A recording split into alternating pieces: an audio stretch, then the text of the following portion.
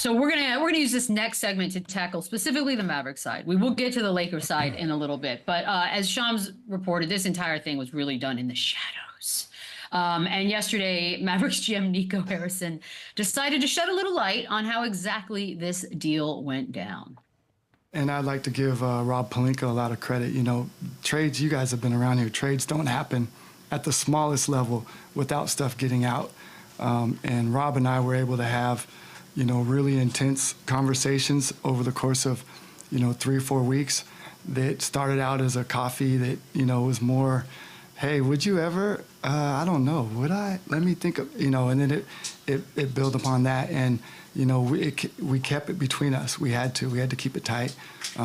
J Kidd didn't know about it, but J Kidd and I are aligned, and we talk about archetypes, and we talk about the culture that we want to create. So I know the type of players that he likes without actually talking to him. Hey, would you like, you know, so I know that. And J Kidd coached them when they won a championship. So I think when you're aligned with your coach like that, I know the type of players that he likes. And so I felt good about it making sense to where we're trying to go. I need J Kidd to breathe or smile. Let us know he's bark twice. Like, are you okay? All right, so let's start from a fan's perspective, guys, because it didn't really help, right, Lou? Like, you know, and then I asked him, and then we're like, hey, so if you're a fan and you hear that, do you feel any better?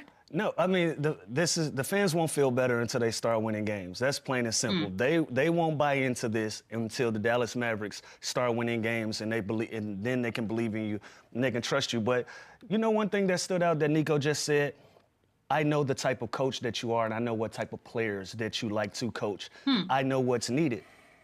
J Kidd somewhat was agreeing with him. Like, he was stoic. Obviously, he wasn't excited about losing Luka, but I feel like he understood that this may help us win basketball games. Again, you're talking about a franchise that values defense. That's the direction that they want to move forward in. It's not a lot of better defensive players out there that are Anthony Davis. You know, you got Wemby, you got Anthony Davis. Who else have the defensive background that's won championships, that's played defense at a championship caliber, at an all-defensive caliber? I think this helps the Dallas Mavericks. But like I said, this doesn't translate well with the fans, especially when they're bringing coffins and these things to your arena. Like, they won't buy in until they start winning basketball games and they can see the writing on the wall. And until then, it's going to be a little boo bird fest until they get this thing right. And you know what? If this trade was for Kyrie Irving, I think the Mavs fans would have been stoked. You know what I mean? I think they would have been like, okay, now we got a big defensive player of the year type guy that can pair with Luka. Well, yeah. As we did with Dirk, where we can kind of fill out the roster. And Dirk wasn't the best defender, and he won a championship in 2011 with guys like Sean Marion and Tyson Chandler. They never really brought those type of guys in for Luka. So again, this is Luka. Luka was the face of the franchise. Luka was drafted by, or traded them, I guess, for Trae Young on draft night. But he's been there since day one. So it just hurts more as a fan, which you see from the videos, how it was just a shock. I think it was a shock. And like Lou said, I think once they start playing and once they start winning games, and again, they're going to win games. I don't want this to be a knock on Anthony Davis because he is a hell of a player. He is a Hall of Fame I still think the Mavs won it straight. And again, like right now, if you told me Dallas plays Lakers in a series this year, I don't know who I'd take. I might take the Mavs for this season. You know Stand on it, Chandler. Would you take the Mavs? It would be close. I think I would take the Mavs this season. For the next 3 to 10 years, I would take the Lakers when you can build around Luka and you could add pieces to that, what they already have. But yeah, I just think the whole in the dark thing, I don't, maybe I have trust issues. I don't believe it. I think they knew. I think that you have to be, the relationship they have, it's almost disrespectful to the coach to not tell him, look, man, we're trading your best player. Like, deal with it. Like, there's got to be some sort of professional dialogue there. So, who knows? I guess you guys just have to believe him, but I just never heard of this happening before this quickly and this discreet.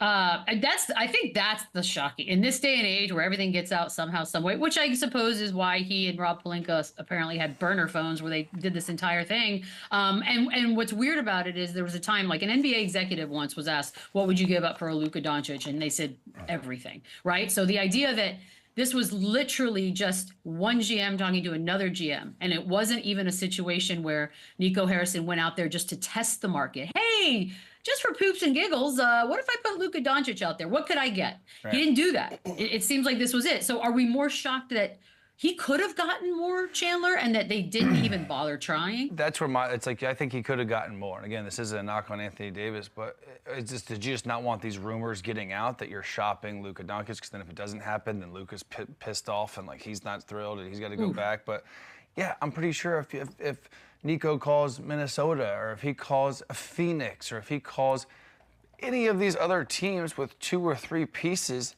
they would probably give you those pieces for Luka. Like he is a top 3, top 4, whatever you want to call it, NBA player.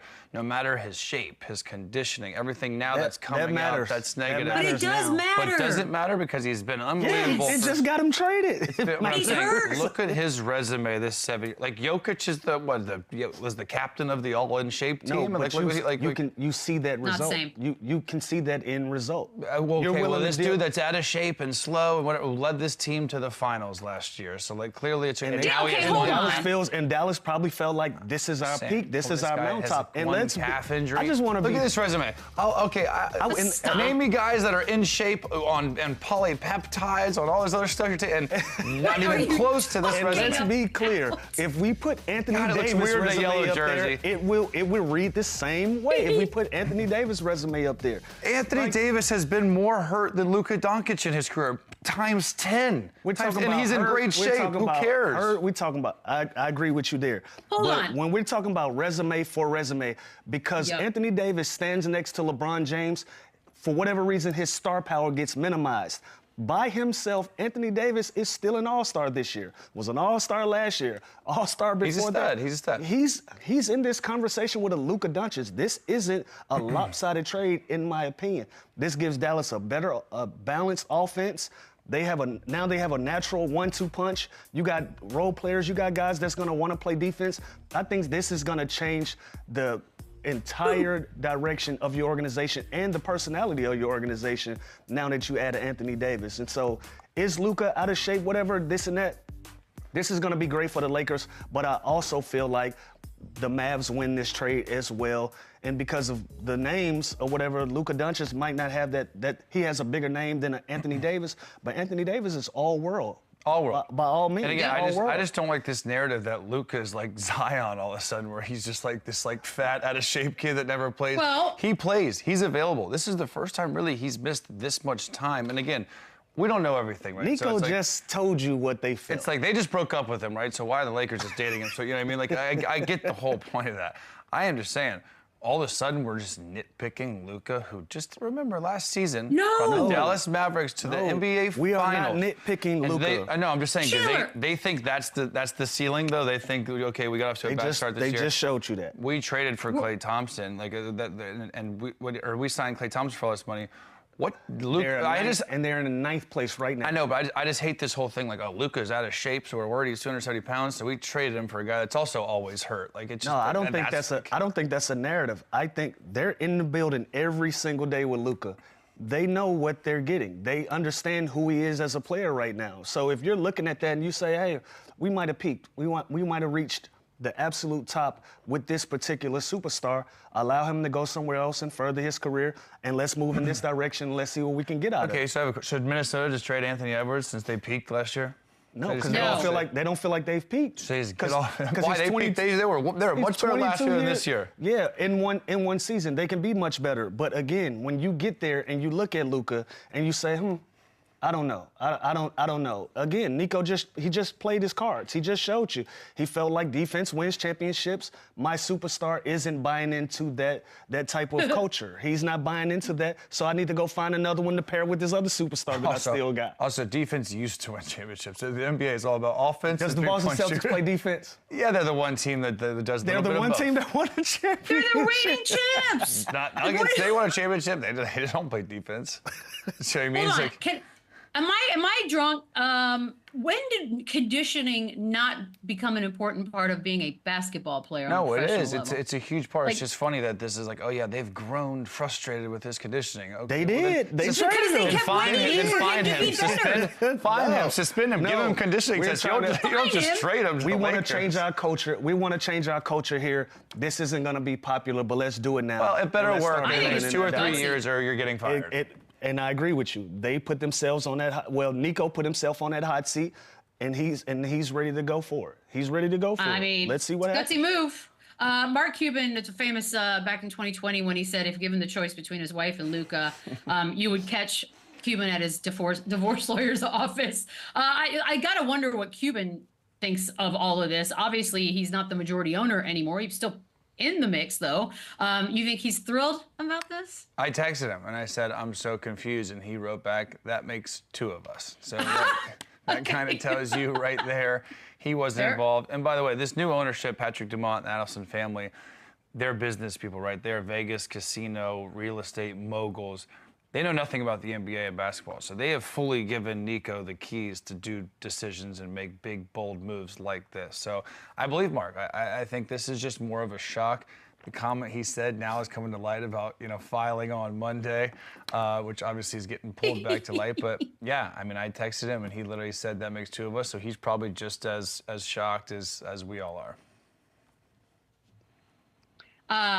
By the way, we've talked a little bit about Kyrie Irving, and you said that he's got the team by the short ones at this point. He's got a player option for next season. Not the And short ones. I like that. well, I mean, that's not cussing, right? It's okay. And he can walk this summer. I don't imagine, Lou, he's going to walk this summer. Why you think not? Kyrie Why now not, is- Michelle? You trust Kyrie Irving all of a sudden? I mean, $44 million would be a good start, and it's kind of you run this thing now. So I don't know, Lou. Maybe there had to have been conversations. Maybe. Yeah, I don't think he either. moves now. I think they have a pecking order now. This is Kyrie Irving's basketball team. Are we on the same page as that, Chandler? This is Kyrie's group now. Like, where else is he gonna go that he's gonna have the keys to a franchise right now? A lot of these teams already have these guys in place. Now that you move Luka Doncic, you're the guy that's gonna have the ball in your hands. A lot of the playmaking and the decision making is gonna come from Kyrie Irving. I don't see a scenario in where he leaves, especially when you give him a weapon like Anthony Davis. I don't think he leaves now. I will say, I hope he doesn't, because you don't trade Luka to just let Kyrie just waltz on out of there. So again, I think it's a perfect situation for him. I think him and Anthony Davis are friends. I think the personnel they have there now, I think he fits. But Kyrie Irving's had his things too. Like I don't know if I. But But not another lately. thing that's going under the radar is Jason Kidd did coach Anthony Davis in their championship year with the Los Angeles Lakers. So now I'm familiar with who I'm getting. I'm familiar with the way that he plays and the way that I can coach him. I think I'm going to keep doubling down on it. I think the Dallas Mavericks are primed to win right now, the way that this team is built, adding Anthony Davis to that. And it doesn't hurt that Max Christie had the game of his life too the night before him getting I traded. know. So, that's also something that you can be excited about if you're a Dallas Mavericks fan. You got another young piece that you can build and put in that lineup to help you as well. Obviously, we're looking down memory lane now. People trying to figure out when did it all end, and a lot of people pointing to this moment right here as the day the music possibly died. No, that's not fair. I love this. It's not I fair. love this clip. I love this clip. Although I do love these. Like, give But me that. he is genuinely confused why you took my beer. By the way, this is just Michael Finley being Michael Finley. This video I saw, it went viral and stuff. But Bro. this is just him being like, all right, enough. This. Yeah, and then this is next level. Fans bringing these to the arena yesterday. I mean, look at that. That is a straight up memorial. I'll tell you this. I mean, obviously Dame going back to Portland, or this will be the craziest homecoming game. There won't be one boo. There won't be one. This will be an insane welcome back. Whenever, I haven't even looked it up, but whenever the Lakers go to Dallas, Yeah. it's gonna be awesome. This is absurd, by the way. All right. We spent a lot of time looking at it from the Dallas angle. Take a quick break. When we come back, we'll look at it from LA's side. This is Run It Back. Run it up, run it back, run it up.